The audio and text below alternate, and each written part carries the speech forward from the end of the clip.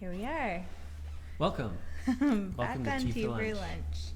We were just talking off camera about how our tea selection is getting worse and worse. So it's been bad. It started off bad, and it's just getting worse. We got pomegranate raspberry. I might go for that. You got cold. I think I might just go for hot water this time, to be honest. Yeah, we need to order some tea coffee ASAP. afterwards. I also don't like the fact that this podcast is called Tea for Lunch and that we're forced to drink tea. I feel like we talk about this all the time. We're just like not a tea fan. I personally am not. We should get iced tea. You gotta find some tea that we like. Iced tea would be good for the summer. Yeah. Just some what's a really common one, like the blue canister of powder? Like David's Nestle? Tea? No, like iced tea I'm talking about. Like that you get at the grocery store. Oh, I don't know. I feel like it's Nestle or something like that. Good old Nestle tea. Nostalgia. Well, welcome to Tea for Lunch, the show where we serve up the news and the tea that you need to know in 15 minutes or less. If you're new here, every week we go live on Thursdays, but today is a special day. We're going live on Wednesday, so switching it up on everyone. I thought you were saying it was special because I wore a collar today. That is special. But I guess it is Wednesday. I do like when you wear collars. I barely ever wear collars, but I shopped a pretty tight sale at Less 17 this weekend. If you're in Calgary, hit it up. Yes. So if you're new here, we come at you with a main story covering some sort of marketing angle plus some fun pop culture news. You can watch it live on Instagram, mostly every Thursday at 12:30 p.m. Mountain Standard Time, or you can catch the replay, which will be live on all podcast streaming platforms on Friday. So thank you for joining us on this special edition on a Wednesday. We just had to make some moves in our schedule. Busy bodies over here. We are busy. Things are going on. Things are happening. Lots going on. Leave us a review. Tea for Lunch is still a pretty new podcast, but you can leave reviews on Apple or also now on Spotify. As Morgan let me know that yesterday. I thought you couldn't do it. You know what's cool about that is that you can only leave a review on Spotify if you've listened to the podcast. That is cool. So I actually tried to leave a review on my own podcast yesterday, but Spotify was like, oh, sorry, only listeners can leave reviews. And it's because I never use Spotify to listen to this podcast. What about hosts? You're the host. I know, they wouldn't let me. But I liked it. Because I'm not trying to get reviews from people who haven't listened to the show. It's cool in theory, for sure. Anyways, how's your week been going? Yeah, it's been pretty good. I'd say the biggest complaint I have is the downside of being so pregnant is one of the downsides is that I can smell everything at all times, and I feel like I can't escape a lingering smell. I just can't wait to go back to the days where I could just live in peace and not smell everyone and everything around me. I can smell you opening a bag of chips. I can smell everything that's in the garbage can. I can smell you do have a very keen sense of smell. I won't go as far as saying you make up smells, but it's possible.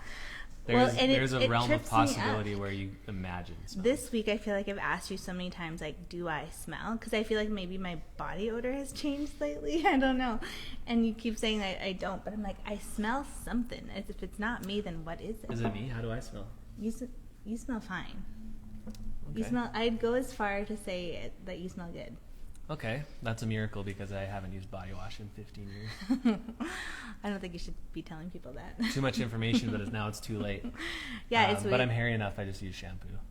Don't tell people that you're hairy. It's so weird. I mean, it's in the family. You don't wash your body? With shampoo. You wash your body with shampoo? Yeah, then I only have to use one thing instead of two. That is crazy. You have access to body wash. I mean, two-in-ones exist anyway, so obviously other people have thought of it. Yeah, I guess I do that with Elite, our daughter. Yeah. Anyways, moving on from that. Off our hygiene practices. Yeah, let's get into our first story. Let's do it. This one is really interesting. It's meme page admins are planning to hold a big Instarrection protest at Instagram's New York City office next month to rally against the company's treatment of their content creators. Instarrection? Instarrection. I love a good pun. I know, me too. As a loving father, I love a good pun. I also love a good hashtag. Meme page admins are protesting the algorithms and that they don't get any support or vague community guidelines have been killing their content.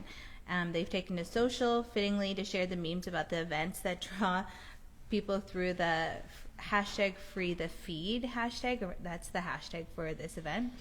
Can I just say about that hashtag? I love a good hashtag, but I was disturbed when I visited it because I realized it was also used for breastfeeding content. Nice. And I wouldn't say disturbed because that's gross, but just because I wasn't prepared. You weren't mentally ready to see that kind of content. No, it hit me in the face for sure. Yeah, I bet. So the protest is actually happening on July 23rd. Adam Mosseri, our boy Adam, responded to a tweet about it and saying that he's curious and he loves the memes, so he wants to learn more. But I think this is awesome. Like, meme accounts, they just like drive so much engagement. Like, I feel like they're one of the accounts that I'll always engage with and always share, always send to people. So it's about time they get some of the respect that they deserve. But I feel like they do get a lot of engagement. They do get a lot of engagement, but they don't get any support from Instagram. Support for what? Support, I don't know. I feel like Instagram is just going into this place where they're like, it's all about creators and it's all about like creating more tools for creators to create more content. But what about like the admins of these meme accounts who aren't necessarily like going live or like trying to make money, which they probably can. Right. So I don't know. I respect it. I don't understand it completely, but I like it. I wonder if they have like a list of demands. Maybe that's something we can follow up on because this is an evolving story and the protest isn't until July 23rd. Yeah. But maybe they have a list of demands of what they'd want. I also wonder why New York. Is it just because they're like, where are we going to do this? Let's go somewhere cool. No, I'm sure they're all based in New York. Oh, I see. Like the fat Jewish is probably, I'm landlocked. True. Okay. But well, anyways. I respect it. I was actually just the other day I think I was talking to Drew. I was trying to remember life before the meme. And it was just kind of a sad thought. But you know what? Memes are not just fun. It's how our generation talks to each other. Like, it hits on so many, like, deeper levels that memes aren't just, like, a silly, frivolous thing. It's, like, how we respond to what's going on in the world around us. Yeah. So I'd say, and even I think that, like, wasn't it the YouTube, like, culture report that said that Gen Z does that even more so than millennials? Like, they kind of, like, speak to each other through memes. So I think if, like, Instagram can, like, get that right, like, that would be really good for them. Come on, Adam. Anyways, that'll be an evolving story that we can report back on later. Next story. Yeah, let's do it. Also about Instagram. They're introducing age verification. So our friend Adam, who's not actually our friend, but we feel that way about him, he said this is to help provide people with experiences that are appropriate for their age. And he says it's critical for them to understand people's ages. So I think I want to give him the benefit of the doubt there, although I do wonder if like that's just something that's a little more important to them for like specifically ad targeting and demographic information more than it is for just the goodness of their hearts and serving the right kind of content to people in different ages. But easy to be skeptical. It is. I like taking the easy road. The process will involve an ID upload, but if you don't have ID, which many people under the age of 18 would not, there's also social vouching, which is like today's version of social proof, I guess, where your friends can vouch for your age. There's also a video selfie verification process using Get Yachty, which is a platform for age verification specifically. Now, I think privacy has always been an issue for people and something that's top of mind when we think about video of people that are potentially 18 or under. But the platform does claim that any video will be deleted after it's used for verification. So that's a measure or a clarification or a disclaimer that a lot of these types of platforms don't give. So props to them for that. But how are we sure? Like, are they showing you, like, how do you know that it's being Well, deleted? I think if they're saying it, if they're claiming it, like legally they'll be held accountable to that. You'd hope. I feel like this is so messy, and as a parent, like, I appreciate it because, like, they should, and I think Facebook has come out and said that they're doing more to protect children and kids who are underage on these platforms, but I would love for them to take it a step further, and if you're under 18, I feel like you need to have your parent validate your account, which is probably, like, all the 16-year-olds would hate that. Yeah, but I was trying to remember when I was that age and if I'd want to have my parents. I wasn't on Facebook before I was 18. That tells you how old I am. Wow. Speaking of age verification, we went to the movie theaters the other day. We went to the VIP theater, so you could yes, this was a good day for me. No, so you could like order alcohol and stuff like that. So they ID you before you go in. And the guy who was IDing people, he specifically pointed at Mike and he said, "I'll need your ID." And then I was like, "What about me?" He's like, "No, you're fine." Like, he literally pointed you out and asked for your ID, and I was like kind of offended. But it was even worse where like the next day we were playing with our daughter, and she was playing house, and she was like, "Daddy, you're the daddy," and you, looking at me straight in my eyes, "You're the grandma," is what she said. I was like, dang, this is like, what is going on with everyone? Like, I feel triggered.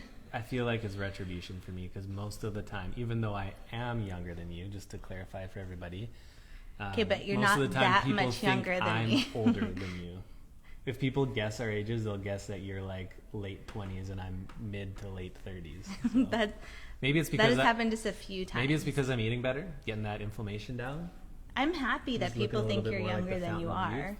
I just don't like it when it's compared to me. Yeah. But Well, I think you look beautiful and young, and thank you. yeah. Tell our daughter. Okay, I'll pass it along. Anyways, let's get to our third show. Okay. Our third story. I wonder what this could be about. This is fun.